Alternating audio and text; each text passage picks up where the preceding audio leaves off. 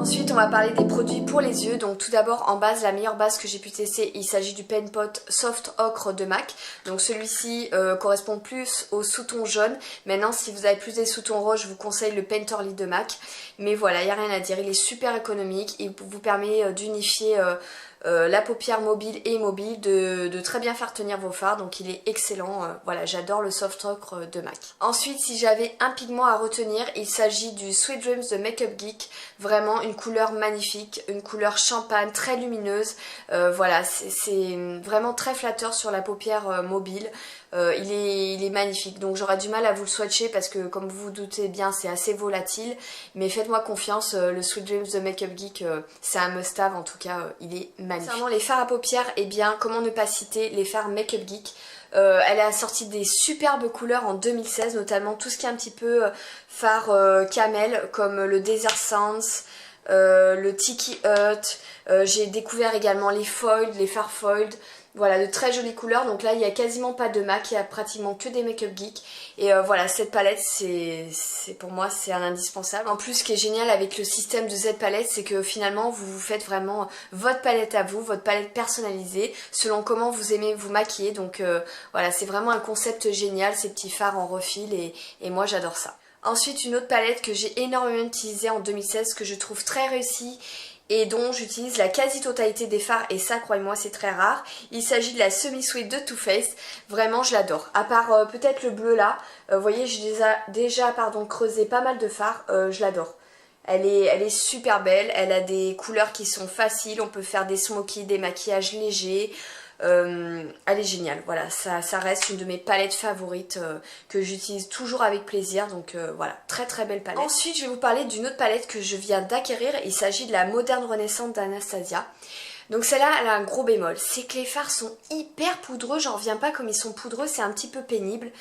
Mais je la mets quand même dans mes favoris parce que elle est superbe quoi. Elle a vraiment de superbes couleurs avec une très belle pigmentation et franchement je l'utilise, j'arrête pas de l'utiliser. Mais ouais, elle a un gros bémol, c'est que les fards sont super poudreux quoi, c'est abusé. Mais sinon voilà, je regrette pas du tout de l'avoir acheté quand même parce que c'est un bel investissement. C'est une palette que j'utilise tout le temps. Voilà, je vous dis depuis que je l'ai acquis, j'utilise. Elle va je pense à tout le monde. Elle a de très belles couleurs chaudes.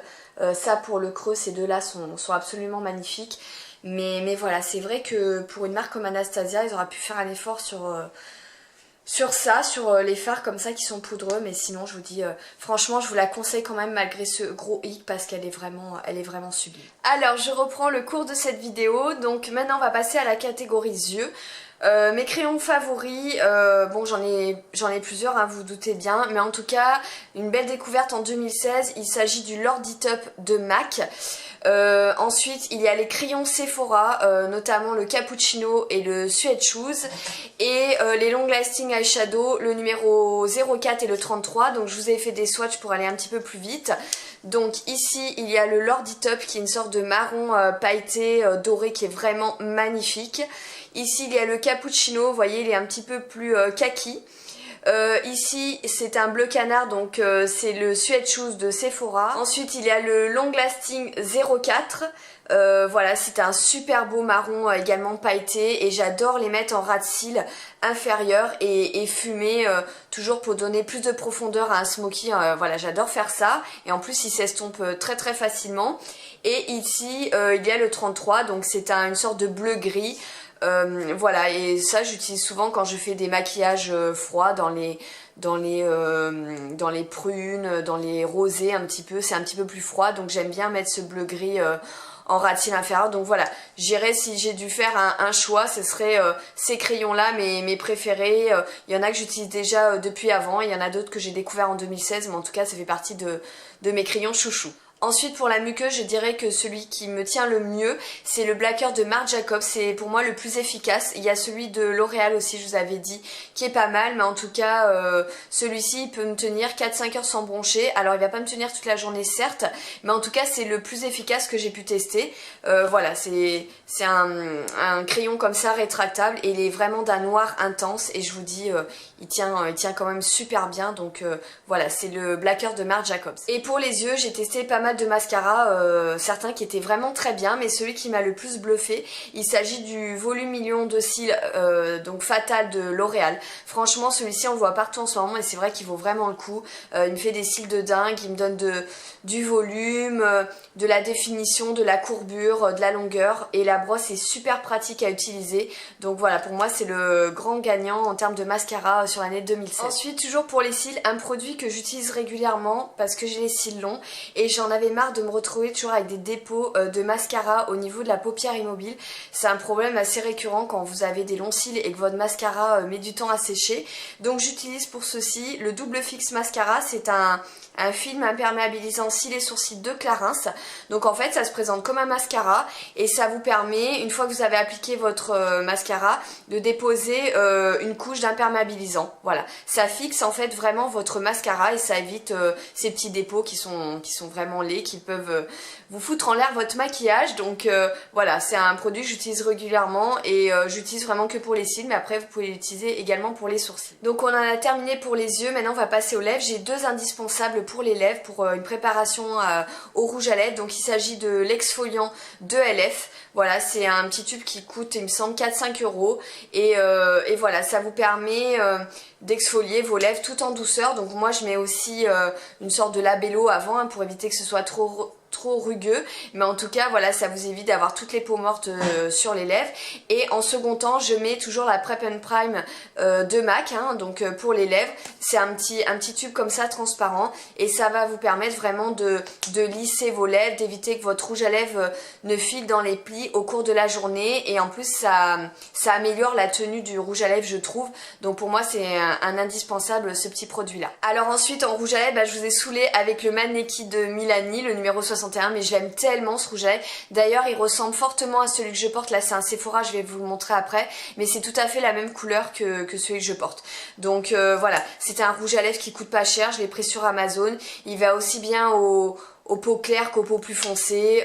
Il fait des lèvres de fou, hyper confortable, avec un effet un peu repulpé que j'adore. Donc c'est celui-ci. Voilà, il est vraiment très très beau. Ensuite j'ai adoré le 319 de Kiko. De toute façon Kiko sont très forts en rouge à lèvres, donc c'est dans la gamme Velvet Passion. Le 319, voilà, il est ici, il est un petit peu plus marronné.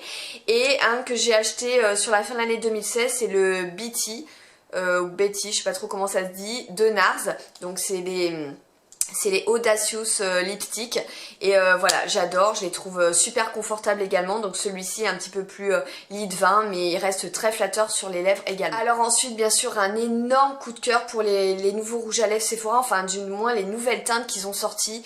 Mais ça a été une révélation, je les adore, franchement je fais que en acheter. Donc c'est les rouges veloutés sans transfert de Sephora. Je vous ai fait des swatchs pour aller un petit peu plus rapidement. Donc ici c'est le 23, c'est celui que je porte aujourd'hui, qui ressemble fortement, vous voyez, au Milani, à part qu'il est un petit peu plus intense du fait qu'il soit liquide. Mais voilà, il est super beau, je l'ai acheté il y a 2-3 jours et je l'adore. Ensuite ici il y a le numéro 24, c'est celui que je porte dans ma première partie de vidéo, le numéro 24, et j'ai trouvé le crayon parfait. Je vous ai fait un swatch qui va parfaitement avec le numéro 24, il s'agit du X HEIX d'Urban Decay, le 24/7. Donc évidemment j'ai payé le crayon plus cher que le rouge à lèvres, mais en tout cas j'ai cherché partout dans Sephora, c'est celui-ci qui allait parfaitement bien avec le numéro 24. Ensuite ici il y a le Brick, donc que je portais aussi dans une précédente vidéo, il s'agit du 25, donc 23, 24, 25. Et ici il y a le 17. C'est une sorte de rouge, mais je trouve que c'est un rouge qui peut tirer un petit peu sur le coquelicot, le framboise, enfin voilà, il a quand même une couleur très très gaie je trouve. Donc voilà, j'ai pas fini de craquer pour ces rouges à lèvres, mais ils sont d'un confort mais vraiment remarquable. C'est ceux que je tiens le plus au boulot, en mangeant, en buvant, sans faire de retouches. Ils assèchent très peu les lèvres et franchement ils ont des couleurs magnifiques quoi. Magnifiques, pour 10,90 €, franchement ces rouges à lèvres c'est de la balle. Alors pour les sourcils, bien que je me les sois fait tatouer, je continue quand même à utiliser mon crayon pour donner un côté un petit peu plus naturel, moins marqué. Donc j'utilise toujours le châtain de Lancôme. C'est vraiment mon crayon à sourcils préféré. Il est très naturel, il a un fini poudré et la couleur me correspond parfaitement. Et dans un second temps, j'utilise toujours mon pinceau Eyebrow de Bobbi Brown qui est le meilleur pinceau pour moi à sourcils. Voilà, il est biseauté comme ceci, il permet de travailler très bien les sourcils sans faire de chute, etc. Et j'utilise donc ma Brow Powder de Anastasia, donc j'ai la couleur granit, j'utilise surtout celle-ci qui, comme vous pouvez le constater, est assez fumée, assez taupe, donc ça va très bien dans les sourcils, c'est une couleur froide. Mais voilà, ce petit duo, je l'adore. Ce combo là, voilà, ça me donne un joli résultat assez naturel, donc voilà, si j'ai des bons produits sourcils à vous recommander, c'est vraiment cela. Je tenais aussi à vous présenter 4 autres pinceaux en plus du Eyebrow de Bobbi Brown. Il s'agit du pinceau blush de Bobbi Brown toujours, donc certes c'est un investissement, mais c'est un pinceau que j'ai depuis des années qui est exceptionnel pour appliquer la poudre ou le blush. Donc moi je l'applique pour la poudre, mais il est génial, il a la bonne densité, la bonne forme, il est de qualité, j'adore ce pinceau, donc voilà, super investissement. Ensuite je vais vous parler des petits pinceaux boules comme ça de LF à 1 €. Franchement, pour faire travailler les coins externes, il est vraiment génial, il perd pas ses poils. J'en ai plusieurs comme ça et pour 1 €, franchement c'est dommage de s'en priver. Ensuite, mon pinceau estompeur préféré, il s'agit depuis des années de celui-ci, c'est le pinceau flouteur dans la gamme Artist by Nocibé. Voilà, il est génial. Parmi tous les pinceaux estompeurs que j'ai pu tester, c'est celui-ci mon préféré. D'ailleurs, j'en possède plusieurs pour éviter de les laver tous les jours.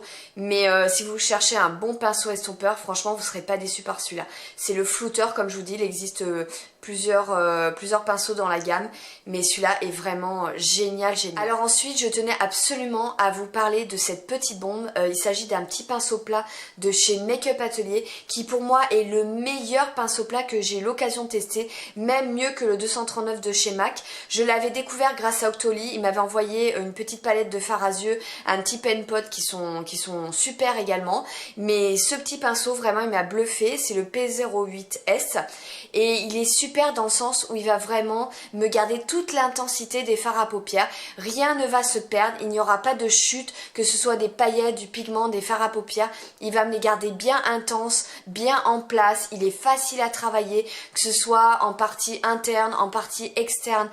Voilà, il est génial, génial.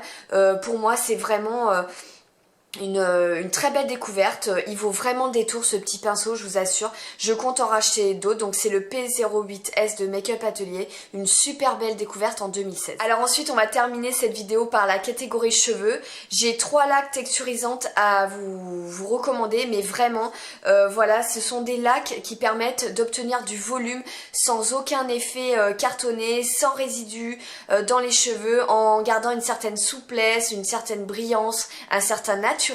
Donc tout d'abord j'ai la Dry Spun de Bumble Bumble, donc elle n'est pas donnée mais vraiment elle est super efficace. J'avais testé le petit flacon, je vous ai dit qu'il n'y avait quasiment rien dedans.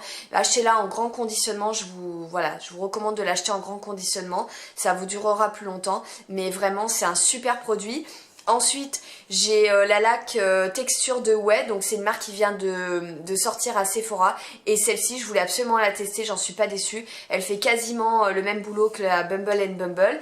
Et la troisième, donc c'est la marque Amica.